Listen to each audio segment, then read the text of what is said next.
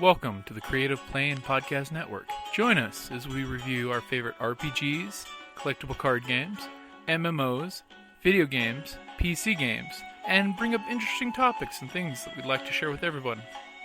Sit back and enjoy the show.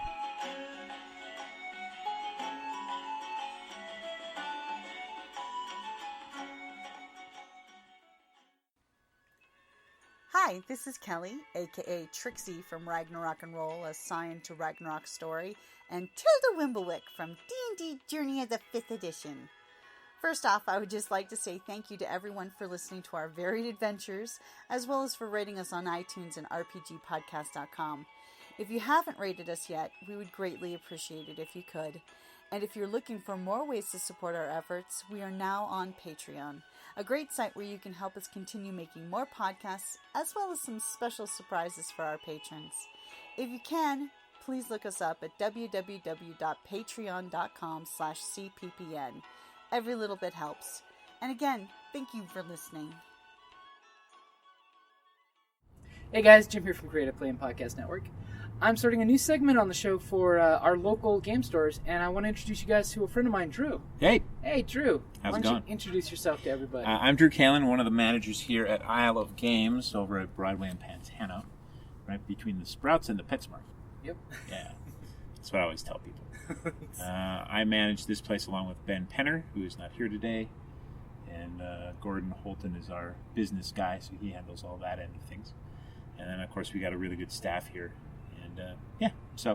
And of course, previous to that, I managed game days for 18 years. Forever. Well, I worked at game days for 18 years. I managed a couple of different stores in that time for like 10, 15 years, something like that. So, experience. Yes, That's very what experienced. I've got. Tons of experience. And hey, we go way back from Jerry and Ben over at Game Days, the other side. Way back. So, any advice out there for folks that are interested in getting into working at a game store or something along those lines? Well, the big thing, at least for our store, it's kind of rough because we don't have regular hiring schedule. It's when people leave, we need people. When I managed game days, it was kind of different because obviously we needed somebody for Christmas, but Christmas isn't nearly as crazy around here as it is in the mall, so it's not a necessity of just having bodies to keep an eye on things. So mostly for our purposes, I find it's best if there's somebody who's been hanging around and we know them and we've got an understanding that they understand the games. We get a feel for how they are with people.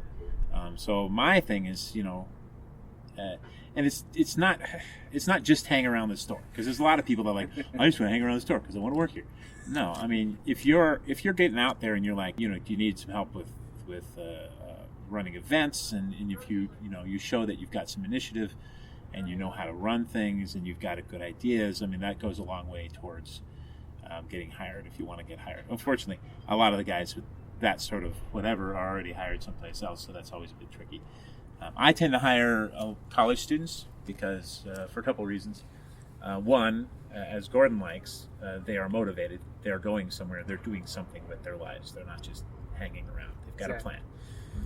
And two, I don't have to worry about giving them a ton of hours if I don't have a ton of hours to give them, because I'm not having to worry about them having to pay rent with what I pay them. Because game store, you can't make a lot of money at game stores. I don't make a whole lot of money at game stores. I used to make more money at game days, but that was just the manner that I've been there for 15 years. Starting over with this store, I get paid a whole lot less. So, but we do it because we enjoy it. And the discount doesn't help, or it doesn't hurt. So there you go. The discount doesn't hurt. And, hey, you get to do what you love. That is true. That's a huge one. That is true. And it leaves me time to do other things. I do theater and, voiceover work, as we've talked about, and several other things that I do. Yeah, so I do theater and voiceover work and other things at my church. And, I got a fiance now, so I'm kind of busy doing that sort of thing. Again, congratulations. Thank you very much. And so there we are. All right, so why do customers need to support their local brick-and-mortar game stores? Well, when it comes down to it, online can offer a lot as far as discounts go, but there's a reason for that. The reason is they don't have a brick-and-mortar store that they have to watch out for. They don't have to worry about employees. They've got a warehouse. They can just ship stuff out. But what they don't give you is they don't give you a play space. They don't give you a place to come and meet new people. They don't give you a place. If your place is big enough to play games, you can bring your friends and come play games. They also don't give you the ability to come in and look at the game, especially with stuff like role-playing games and things like that. Board games, I can understand. You can see a lot of that online. There's pictures on Board Game Geek and that sort of thing. But there's a lot of people that want to look at the components to a game, and they want to look and see how. There's people that want to look at the components of the game, and they want to see how it looks on the inside, and they want to check out the rules for the role-playing games, and they want to do that sort of thing. And you can't do that online very easily. So that's a good thing. And then, like I said, just the sense of community. That's what we try to do here. Is we really try to focus on building a community, having a place where people can come and they can hang out and they can do the things, hang out with other people. Yeah, exactly. There you go. That's what gaming's all about. Yeah. And you get to meet interesting new folks every now and then, and walk in and go, oh, what's that? Yeah. Like we were just walking up and the wife was looking at the poster going, what's Steam Wars? Yeah. What is that? And I'm like, you're gonna have to ask them without the true. Yeah, that's a good one. Yeah, the Roberts played that, and Carlos played that about Clockwork Wars. Yeah. For the customers out there that really like their brick and mortar stores, because come on, you're the great venue to just come play, do Adventure League, different game groups. How's a great way for customers to support the store? Well, other than buying stuff, but that's the main thing. The thing you have to remember is that the rent is the same for the retail space as it is for the gameplay space, but we're not making any money directly off the gameplay space. So the gameplay space is there by sheer dint to the fact that you buy stuff. As long as you buy stuff, then we'll keep going. Now, we do have several incentives beyond the, obviously online can do discounts, but we've got the points program, which works out really well. A lot of our guys, essentially for our regulars, if you're a big kahuna, which is our club membership for the year, then you're getting essentially 10% back on everything you buy. So that's not a bad thing to sneeze at as far as that goes. What my thing has always been, I like to reward people for coming in. I don't like to give them stuff up front, because then it doesn't feel special. Yeah. Everybody gets the same stuff. And, if we're doing a big sale, which is why we don't do lots of sales directly, I like to reward people on the back end. If you're a good customer and you come in a lot, then I'm going to work with you. I'm going to give you some deals. I'm going to make sure you get what you want. That's the other reason to come to a local store, is they know what you like. And we will call you if something cool comes in. Yeah. And like, hey, you like this other thing? Yeah, what about this deal? I've found promo cards for people. I just got Robert's some off of Board Game Geek because I was looking on there, and it's like, hey, there's a promo card for this game you really like. I'll order it in when we get the rest of our stuff. And he's like, sure. So that's not the sort of thing you're going to get online. People that know who you are. Or you get that friendly call saying, hey, by the way, the Star Wars book came in. You want to hold it? Yeah. So that's the big thing. But the big way to support us is by buying stuff. That's the second way is by supporting the events. I mean, that's the big thing. We have a lot of people that are really interested in playing certain games, and they can't find people to play them with. And so they set up these events. And it's always disheartening to me when I got somebody who's really excited about a game and they set up an event and nobody shows up. And especially when I've had several people the week before say, yeah, that sounds really cool, I'll show up, and they don't. Which for me is, if I say I'm going to show up somewhere, I'm going to show up somewhere. That's just my personality. Yeah. And even the great thing about a lot of our events is even if you don't have anything for the game, most of the time whoever is running it has extras. They just want somebody to play with. Yep. I mean, obviously we'd love you to buy it in the long run, but initially I'm not going to make you buy something that you don't know you're going to like, And like coming in for the Savage Saturdays. I mean, that's awesome. You come in, they're like, oh, you just walked in the door shopping? Well, come join our game group. Yeah. So that's the kind of thing we like to do. So, Drew, in what ways do you partner with the local gaming communities? Well, the big way is with events. I mean, we have a lot of events, and our particular goal at this store is to have a lot of customer-driven events, partially because I don't have employees to run everything, and two, we don't like everything ourselves, but we want to be a place where people who like specific things can come in and try to run that. I also find that if we have a customer who's running the event rather than the employee running the event, then they're a little more invested in it. I can tell my employees that, yes, you're running this event, but they're not, unless they're playing the game actively, they're not going to be as invested in making sure that it continues on. They don't have the passion. Yeah, as opposed to a person who really loves the game or really wants to get it going. So that's one way we partner with our customers.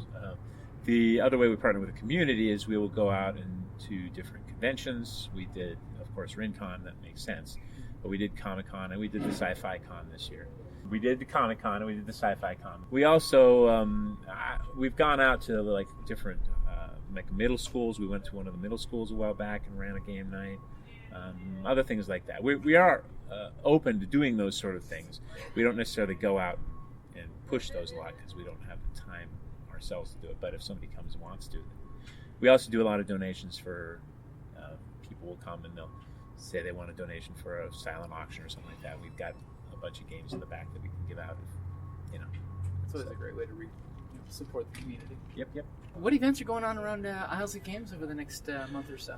Well, we got a lot of things, the usual stuff. We've got a big calendar, of course. If you go to on Facebook, if you go to Isle of Games events, there's an Isle of Games events. We've got several Facebook groups, by the way. There's an events page. There's a new stuff page. Island Walkers for the Magic guys is an RPG group.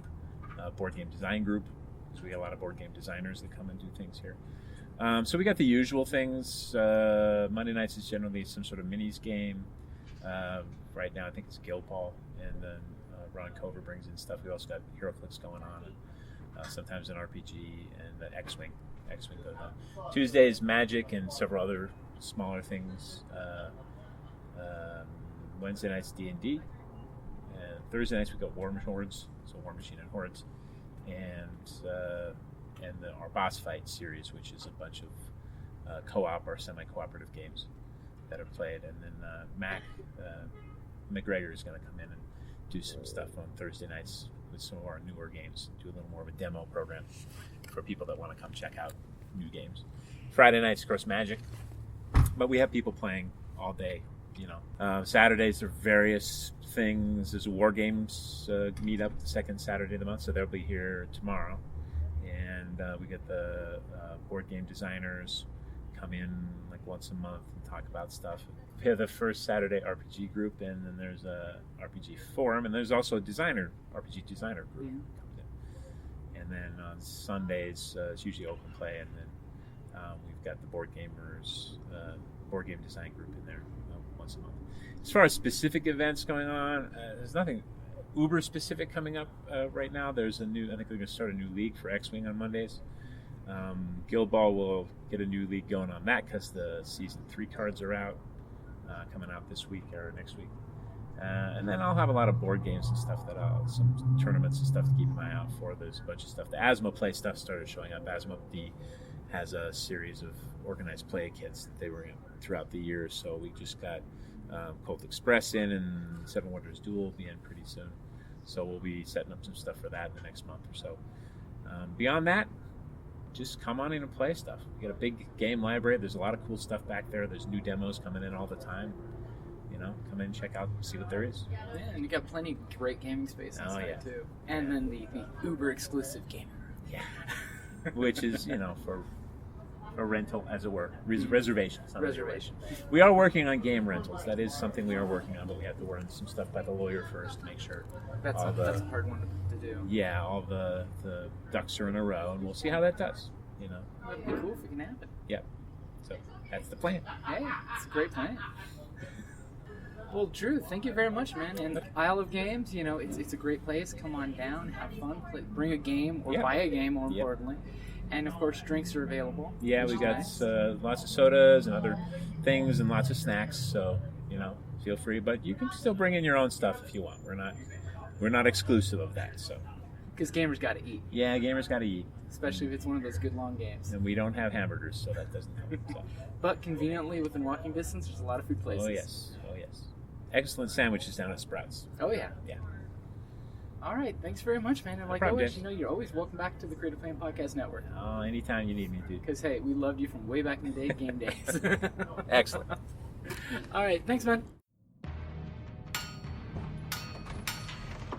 Down in the depths of the mountain, we dwarves spend our time forging powerful weapons, mining precious gems and metals, and feasting like kings. But after a day of digging for the next Arkenstone, this dwarf likes to come home to a package full of loot. Dungeon Crate is a monthly subscription box service forged specifically for RPG and tabletop gamers. Miniatures, dice, tokens, coins, maps, modules, terrain pieces, handcrafted items, RPG jewelry, and more are yours for only a few gold per month. You even get a digital crate along with a physical one as an added bonus. So are you brave enough to reward yourself with a dungeon crate? By Morden's beard, I hope so. DungeonCrate.com. Let the adventure begin.